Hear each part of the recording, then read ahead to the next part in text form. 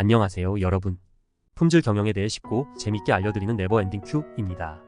오늘은 지난 시간에 이어서 VDA 6.3 필 심사에 대해 계속해서 알아보겠습니다. 필 심사에서 평가자가 집중하는 주요 질문은 공급업체가 프로젝트를 성공적으로 수행할 수 있는지 평가하는 데 핵심적인 역할을 합니다. 1. 공급업체의 품질관리 체계가 요구사항을 충족하는가? 이 질문은 공급업체가 품질관리 프로세스를 적절히 구현하고 있는지 확인하기 위한 것입니다. 즉, 공급업체가 품질 목표를 달성할 수 있도록 필요한 절차와 시스템을 마련했는지를 평가합니다.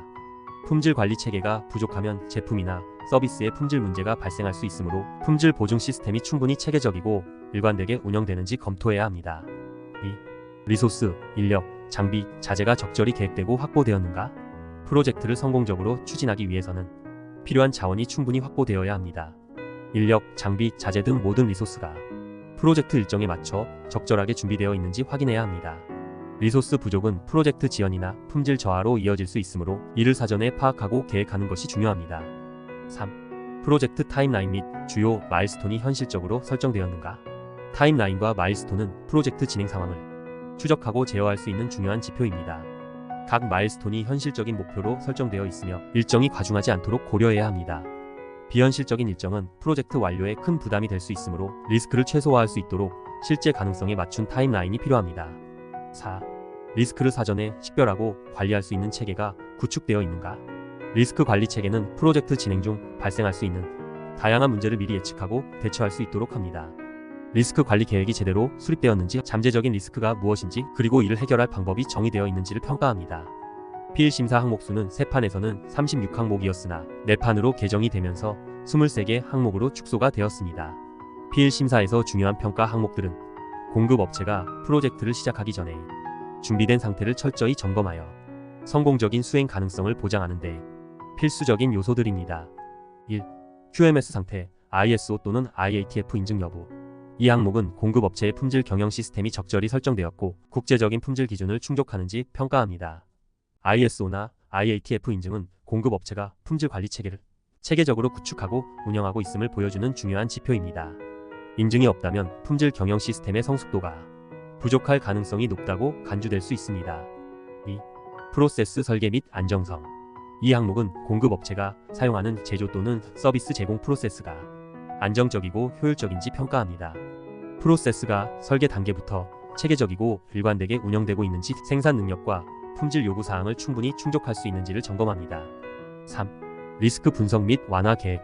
공급업체는 잠재적인 리스크를 미리 분석하고 이를 완화하기 위한 구체적인 계획을 수립했는지 평가합니다. 이 항목을 통해 리스크를 사전에 식별하고 관리할 수 있는 준비가 되어 있는지 확인할 수 있으며, 이를 통해 프로젝트 진행 중 예상치 못한 문제에 대응할 수 있는 능력을 점검할 수 있습니다. 4. 핵심 성과 지표 관리 능력. 공급업체가 설정한 KPI가 명확하고 측정 가능하며 이를 효과적으로 관리하고 있는지 평가합니다. 5. 고객 요구사항의 전달 및 관리 체계. 공급업체가 고객의 요구사항을 어떻게 이해하고 이를 제대로 전달하며 실행할 수 있는 관리 체계를 갖추고 있는지를 평가합니다. 필 심사의 점수 산출은 각 문항에 대해 요구사항과 리스크 측면에서 평가하며, 한 가지 특이한 점은 일반적인 프로세스 심사와는 달리 점수가 아닌 빨강, 노랑, 초록과 같은 색상을 사용하여 점수를 산출합니다. 어떤 항목에 니 또는 나와 같이 점수가 없는 경우에는 반드시 그 이유를 설명해야 합니다. 그렇지 않다면 해당 심사 결과는 유효하지 않습니다. 또한 각 문항의 평가 결과가 빨강 또는 노랑인 경우에는 반드시 해당 근거를 명시해야 합니다. 개별 문항을 평가하는 기준은 레드, 빨강은 문항의 요구사항을 전혀 만족하지 못하는 경우입니다. 예를 들면 해당 프로세스가 아예 없거나 프로세스는 있으나 전혀 실행을 하지 않고 있는 등 리스크가 상당히 크다고 판단되는 경우 레드를 부여할 수 있습니다. 옐로우, 노랑은 문항의 요구사항을 부분적으로 만족하지만 추가적인 개선이 필요한 경우입니다. 예를 들면 기록이 일부 누락이 되었거나 실행을 하고 있지만 고객 요구사항을 완벽하게 준수하지 못하는 경우 등이 이에 해당됩니다. 그린 초록은 문항의 요구사항을 완전히 만족하는 경우입니다. 필 심사 결과의 최종 판정은 빨강, 노랑, 초록으로 분류된 문항의 수로 계산합니다. 빨강은 계약에서 무조건 배제되지만 그린이 반드시 계약 체결로 이루어지는 것은 아닙니다. 노랑이 12개를 초과하거나 빨강이 1건 이상이라도 있는 경우 해당 심사는 불합격이 되게 되고, 빨강이 없는 상태에서 노랑이 12개 이하인 경우에는 조건부 합격이 되고, 빨강이 없는 상태에서 노랑이 6개 이하인 경우에만 심사에 합격을 하게 됩니다. 조건부 합격인 경우에는 특정 조건 하에 제한적인 승인을 하게 됩니다. 예를 들면 소규모 생산이나 한정된 수량으로 제한하여 생산을 하거나 제품이나 프로세스가 복잡성을 가진 경우나 범위의 일부에 대해서만 제약이 있거나 공급업체 개발 프로그램에 공급업체가 포함된 경우입니다. PL 심사의 절차는 다음과 같습니다. 1. 최초 계약 제안. 공급업체와 계약을 체결하기 전 초기 단계에서 품질 및 프로젝트 관리 능력에 대한 평가를 시작하는 단계입니다.